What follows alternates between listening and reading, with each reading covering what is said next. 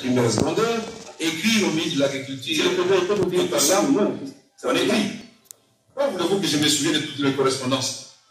Puisque vous avez le temps de me garder 7 heures à liberté, et aujourd'hui 40 jours ici à Makala. C'est une raison de s'il vous plaît, pour raison, votre honneur.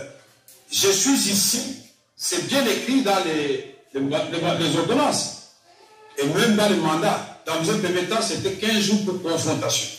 Je n'ai que de confrontation avec les membres de mon cabinet, de la commission, et avec M. Bitakula. On n'a jamais de confrontation ni avec Djamar, ni avec M. de la Banque, ni avec XSO. Mais les infractions tombent, je suis là pendant 40 jours. Toutes ces questions n'ont pas de témoins. Mais pourquoi vous avez caché à mon ami de Bitakula? On avait tous les loisirs de nous confronter, ça allait éclairer la lanterne du tribunal. Moi, je voudrais insister encore une fois de plus, votre honneur, que ici, les faits qu'on nous reproche, en partie comme complices, c'est des détournements des deniers publics, c'est 48 millions, 46 millions de dollars, puis ça change selon la citation, ou l'ordonnance ou la citation. Et je voudrais, moi, ici, que le procureur puisse démontrer comment Kamere a détourné les deniers publics qui étaient payés à M. Djamar. Puisque la définition des deniers publics, c'est l'argent qu'on met entre les mains de l'agent de l'État, qu'il affecte à d'autres fins, ou qu'il détourne à ses propres fins. Alors, je voudrais savoir quel jour et par quel document on m'a remis à moi, Kamere, 47 millions de dollars et que j'ai détourné. Parce que j'ai entendu ici, on a étalé le nombre de maisons qui sont arrivées ici à Kinshasa, celles qui sont arrivées en Bujimaï partiellement parce que l'État n'a pas payé, c'est à quoi il s'est engagé au terme du contrat. Et l'État a accepté lui-même. Et il y a eu des lettres, des rapports. Comment vous pouvez avoir 300 maisons de Kananga à l'hôpital? Tu ne vous demandes que 1,990 millions $ américains pour que Kananga, depuis l'indépendance, bénéficie de 300 maisons neuves. Comment on peut avoir les maisons de Bujimaï? Il y en a 76, je ne sais pas combien qui sont d'ailleurs à Bujimaï, mais 75 restent à Dar es Salaam et 16 à la SNCC à Lubumbashi. Ça, c'est pas de la fiction. Les gens de Lubumbashi, si nous suivent, ils vont photographier ces maisons. Elles sont là. La SNCC exige paiement de la part du trésor public. Comment aujourd'hui on peut mentionner qu'il y a des maisons en Turquie et le transitaire a écrit pour que les conteneurs reviennent, ils ne reviennent pas. Mais Kamere intervient tout à ce niveau-là. C'est ça. Oui. Merci, Monsieur le Président. Je pensais que le tribunal, c'est dans la parole, Monsieur le Président. La parole, monsieur. Nous avons encore la parole. Pardon? C'est nous qui sommes prévenus. C'est nous qui sommes prévenus. Nous devons avoir la parole en priorité. C'est pas que la République. Non, nous avons encore la parole. Nous n'avons pas dit. Monsieur le Président. En prenant la parole en dernier, le tribunal était déjà en train d'atterrir. Nous n'avons pas compris que le ministère public a encore pris la parole pour faire des décisions. La République, c'est que disait-nous, prenez la police de débat, prenez les choses de la première communauté. Le tribunal disait tout à l'heure qu'il devait envoyer pour déterminer. Parce que s'il faut laisser les uns et les autres intervenir, on n'aura jamais à finir. Bon, ce sont des devoirs d'instruction aussi importants.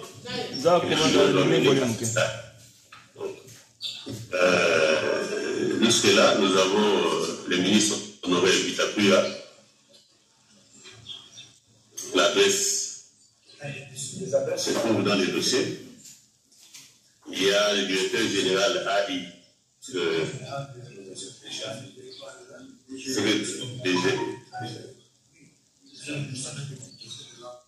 la direction générale du marché public, direction générale, le directeur général de la direction générale du marché public, contrôle des marchés publics, le secrétaire général au développement rural et les autres membres de la commission, notamment M. Kazadi, le membre de la commission. Nicolas Kazali. Convoqué par Mounios. Le gouverneur de la Banque centrale. Avec convoqué par Mounios. Nyoka. Le ministre du budget. Kamele wa comme c'est Nasuka. De l'époque. Le ministre des Finances de l'époque.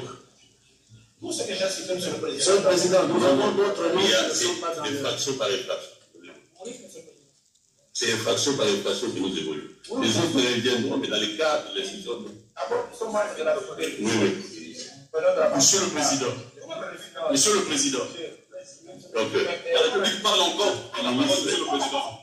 Les ministres, la République intervient à tout moment. les ministres des ICT. Monsieur le président. Ce n'est pas une citation directe. C'est une citation à prévenir. On n'est pas dans une citation directe. Monsieur le président. Botika va convoquer par Mounios. Monsieur le président, je pense que les témoins, quand on les appelle, c'est en fonction de la nécessité d'instruction. Je ne vois pas, il y a certaines notes qui sont citées là, certaines demandes qui n'ont rien à voir avec l'instruction telle que ça avance. Au-delà de cela, c'est une observation, monsieur le président.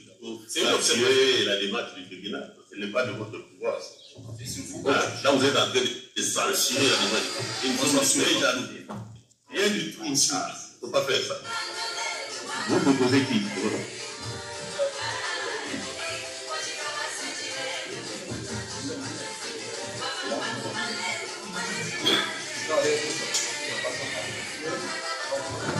Je voudrais, monsieur le président, confirmer ce qu'a confrère vient de dire tout à l'heure que le parquet général l'appel de Matete continue l'instruction parce qu'ils invitent encore les parties à témoigner sur les faits qui ont fait l'objet de la citation devant votre juridiction. Ça, c'est une violation du principe de la séparation de pouvoir entre le ministère public et le pouvoir judiciaire. Ensuite, j'ai le regret de constater que les avocats de la partie civile se sont comportés aujourd'hui comme s'ils étaient partis du ministère public. Ce qui veut dire que, probablement, que l'instruction n'est pas encore terminée.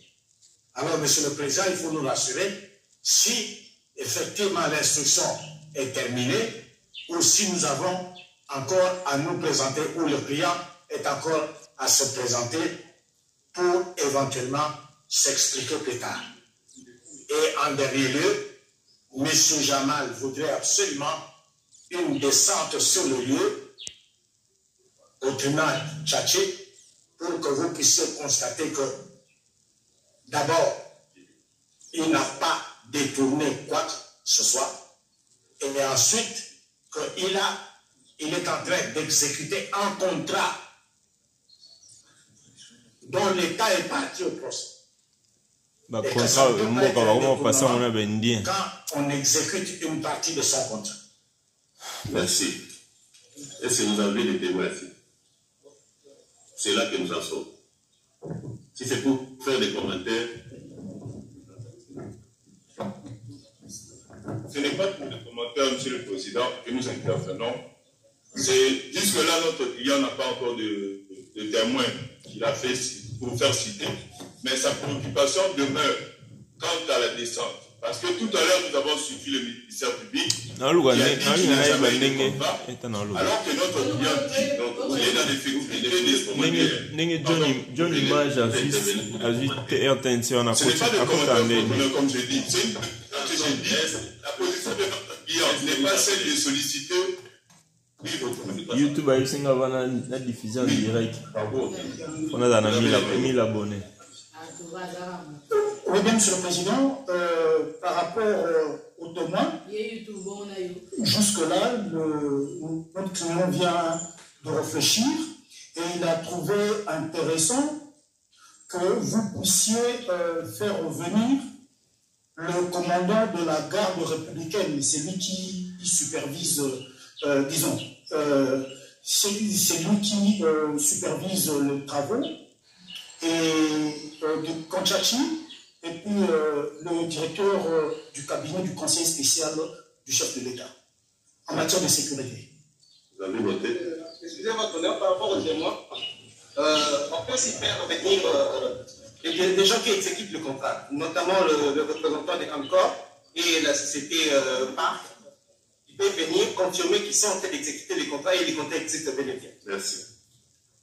2 personnes à faire comparaître pour M. Vital Kamere, M. Afi Badaga et M. Jacques Banissuizé, qui sont tous experts dans la commission à la présidence. M. Afi Badaga et Jacques Banissuizé. Et qui? M. Jacques Banissuizé. Ils sont tous experts dans la commission. Voilà. Merci, votre honneur. Pour le prévenu Mouima, il a 3 personnes à faire comparaître. Le directeur commercial de MERS Congo, le directeur commercial de la SNCC et le directeur commercial de la Rabank. Merci. Si je suis autorisé à adresser à votre tribunal quelques mots, c'est juste demander à votre tribunal d'accepter la formulation de la demande en liberté provisoire formulée par Vital Kamere. Oui. Merci, Monsieur le Président. Nous avons envoyé par courrier une liste à votre tribunal. Nous voudrions également que sur cette liste soit appelé à comparaître M. Jamal Jamal. Oui. Jamal. M. Jamal Hussein Jamal. Jamal Hussein Jamal. M. Ashraf Achour. Madame Chatur Amida. Madame Chatur Amida. Mademoiselle Soraya Piana est déjà sur notre liste. Mademoiselle Soraya. Donc, ça, le tribunal. Ah oui?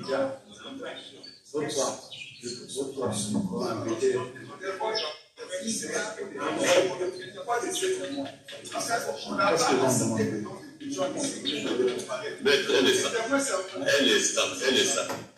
Vous êtes l'avocat des témoins. Vous êtes l'avocat des témoins. Vous êtes l'avocat des témoins. Non. Laissez au tribunal sa vie. C'est là que ça servira à rien. Pourquoi ne laisser partir? Votre honneur, si sur la présentation faite, vous savez, on peut tout perdre.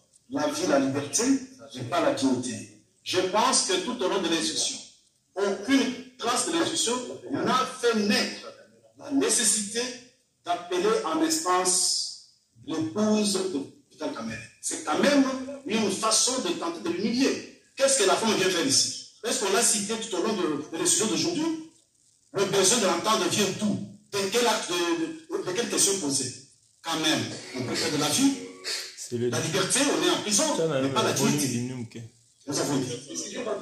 Toujours dans la même lignée. Monsieur le Président, vous voyez, sur la table du ministère public, il y a plus ou moins 3000 pièces. Le ministère public a instruit 119 pièces en termes d'audition, de PV d'audition, et 2000 autres pièces à conviction. Nous avons également la citation à prévenu. À aucun moment, certaines personnes qu'on cite là n'ont été citées. Nous nous posons la question, nous l'avons dit en termes de méthodologie. À moins que le droit change aujourd'hui, ça fait quand même autant d'années que nous sommes là. Les témoins sont cités en fonction de la nécessité de l'instruction. Nous étions déjà étonnés de voir dans les réseaux sociaux une liste de témoins que les avocats de la République ont sans instruction. C'est grave quand même. Monsieur le Président, je pense que nous devons recadrer les choses. Vous devez recadrer les choses. Remettre les choses à leur place. Les témoins ne peuvent être cités qu'en fonction de l'instruction, de la nécessité de l'instruction. Vous avez instruit sur les témoins. On vous a même dérouté parce que nous avons un prévenu ici à qui on a posé une question. Simplement parce que les avocats de la République ont pris la parole pendant toute une litanie. On a embrouillé. Monsieur le Président, mettez les choses en place. Les témoins, on les appelle en fonction de l'instruction. La nécessité de l'instruction. Finalement, on va appeler tout le monde. Cherchons maintenant aussi les domestiques de M. Kamere. Appelez les domestiques. et la femme de sa femme, les femmes de nous avocats ou les femmes, je ne sais pas, ça devient pas Nous en sommes à l'étape d'avenir. Monsieur le Président, je crois qu'il y a encore un énième recadrage. Après le recadrage, partie civile, ministère public, je crois qu'il faut savoir qui est-ce qu'on appelle un témoin. Le témoin, c'est celui qui a vu ou qui a vécu les faits ou qui dispose d'une information en rapport avec l'infraction pour laquelle le tribunal statue. Mais que vient faire la femme du prévenu Caméré? Merci. Est-ce qu'on la trouve dans cette définition? Monsieur le Président. Est-ce qu'on la trouve dans cette définition? Merci, Monsieur le Président. Je ne comprends pas pourquoi il faut avoir cette attitude. Monsieur le Président, vous allez regarder là la requête. Il y a certains membres de famille du prévenu qui sont cités. Alors, je me demande, lorsqu'on appelle un membre de famille, intervenir d'une manière ou d'une autre, ça devient un problème. Vous regardez seulement notre requête. Il y a des membres de famille du prévenu, le prévenu n'y voit pas. Il y a eu des questions qui lui ont été posées par rapport à certains membres de sa famille. Alors, je me demande pourquoi ça peut les agiter lorsqu'on demande à ce que ces personnes viennent devant votre tribunal. Votre tribunal, il est actif. Tout ça en matière civile. Vous êtes actif. Ce que le ministère public n'a pas fait dans son cabinet, vous le faites ici. Vous avez ce droit et ce pouvoir d'appeler qui vous voulez pour être édifié, Monsieur le Président. Je ne pense pas que c'est là que votre honneur, je ne vois pas pourquoi ils peuvent être agités. Monsieur le Président, j'en profite aussi pour peut-être répondre à quelque chose qu'on a soulevé ici. Soit disant que les parquets continuent à poser les actes. Le jour que nous avons introduit cette audience, si vous vous rappelez, j'ai dit que c'est le début d'une série de procès. Les enquêtes continuent dans nos offices. Les 100 jours, ce n'est pas seulement pour les maisons préfabriquées. Les 100 jours, c'est les sauts de moutons. Le lundi, il y a eu une audience en rapport avec les 100 jours. Demain, après-demain, il y aura une audience à la cour, toujours en rapport avec les 100 jours.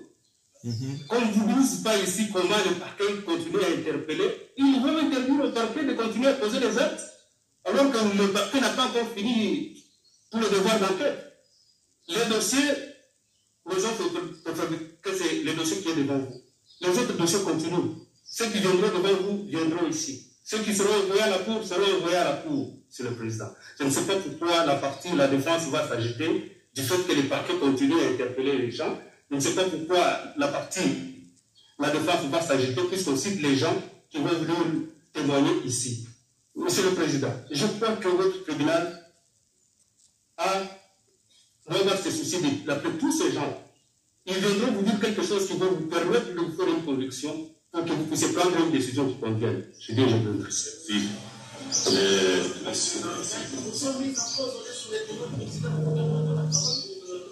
Nous devons réagir par rapport au ministère public. Oui. C'est un témoin que nous avons fait. La défense a objecté. Permettez-nous de répondre en 1 minute ou en 2 minutes, Monsieur le Président. L'instruction de ce dossier, encore une fois, ne commence pas devant vous. Et si vous regardez, Monsieur le Président, la lettre que la République vous a adressée, nous n'avons inventé personne. Ce sont les mêmes qui ont déjà eu à déposer devant le parquet général. Vérifiez simplement. Mais je sais que votre femme, non, monsieur, mais ne me dites pas que vous allez mettre le feu parce que vous ne pouvez pas menacer les avocats. Je vous ai entendu, monsieur. Monsieur le Président, je m'adresse au prévenu Caméré qui, ici, dit qu'il va mettre le feu, etc. Tout à l'heure. Monsieur le Président, pourquoi vous avez parlé, vous n'avez pas vu la réalité? Vous voyez que les interventions... Monsieur le Président, non. Alors, Chamoto, Kamero, Ambo, Kwabomae. Vous êtes devant un tribunal. Monsieur le Président, si vous regardez votre dossier à partir de code 1500, vous verrez que le parquet général a obtenu des extraits bancaires. sur lesquels il y a des mouvements. Vous êtes en train de suivre sur une façon de détournement.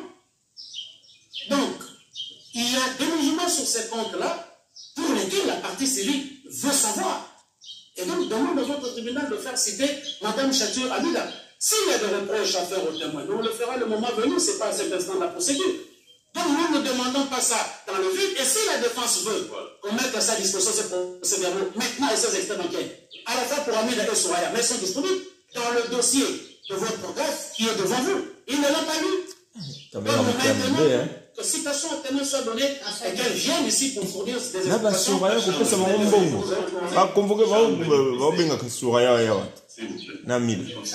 Le tribunal renvoie pour audition des témoins. La remise est contradictoire à l'égard de toutes les parties. 3 juin 2020, le mercredi prochain. Mercredi prochain. Le mercredi de la semaine prochaine.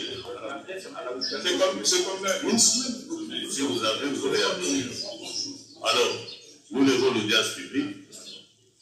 La RTNC peut interrompre sa retransmission.